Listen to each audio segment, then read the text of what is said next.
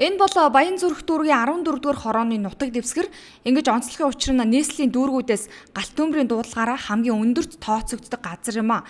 Учир нь энэ хороонд гэр хорооллын өрх ихтэй, дээрэс нь томоохон хид хідэн худалдаа үйлчилгээний төв байрладаг, мөн гудамжны гэдэх иргэд олон байдгаас үүдэлтэй хэмээн хорооны засаг дарга нь хэлж байна. Бас нэг онцлог юм нь болохоор юу юм гэхээр энэ манай хороонд ч одоо тэнмэл иргэд гэж яригадаад байгаа энэ архины хамааралтай иргэдүүд ерөөдөө бараг байдаг шүү дээ. Мэддэг наран туулаад агаад тэгэхээр нэг жилдээ ч явах нь ер нь ойролцоогоор нэг 250-аас 300 гаруй хүн байдаг. Энэ хүмүүс ч одоо энэ өвөл болохоор ингээд юу яадаг нөгөө дулаацхын тулд тэнд очиж ингээд галт үлдээ.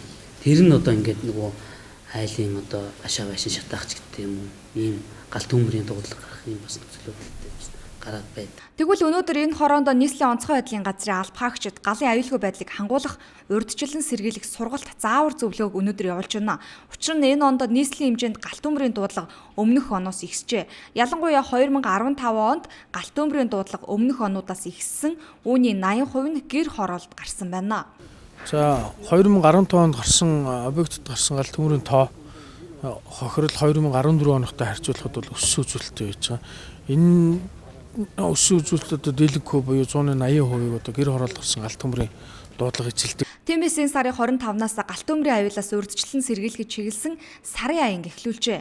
Энэ хүрээнд онцгой байдлын албаагчид нийслэлийн бүх дүүрэг хороонд ялангуяа галт төмбөрийн өндөр эрсдэлтэй гэр хорооллын өрх, дотуур байр, нийтийн байр, худалдаа үйлчилгээний төв зэрэг газруудад хуваарийн дугаа очиж галт төмбөрөөс урьдчилан сэргийлэх зөвлөгөө мэдээлэл өгч галын аюулгүй байдлыг нь хангаж ажиллахаар болжээ.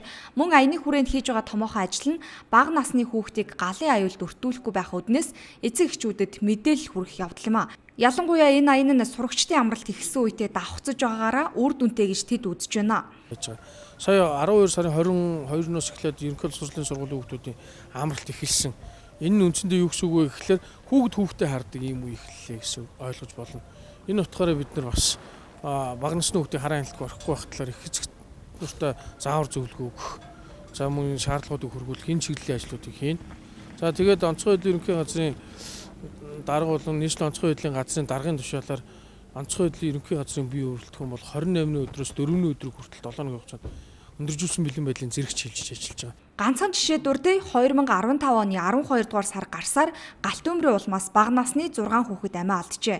Эдний ихэнх нь бага насны хүүхдийг асран хамгаалагчгүй гэрт нь орхих, гэр орондоо согтуурсан үедээ хүүхдээ хаахрамжгүй орхих, үнс нурмаа ил задгаа хайсан, зуухныхаа галын аюулгүй байдлыг хангаагүй, утаагүй зуухны аюулгүй ажиллагааны дүрмийг мөрдөөгүй зэргээс үүдэлтэй байна. Тиймээс хүйтний уйлрал галлгааны цаг ирсэн, дээрэс нь сурагчдын амралт давхцсан энэ өдрүүдэд анхаарал болгоомжох хэд дахин нэмэгдүүлэхийг мэргэжлийн байгууллагын зүгээс ард иргэдэд анхааруулж байна.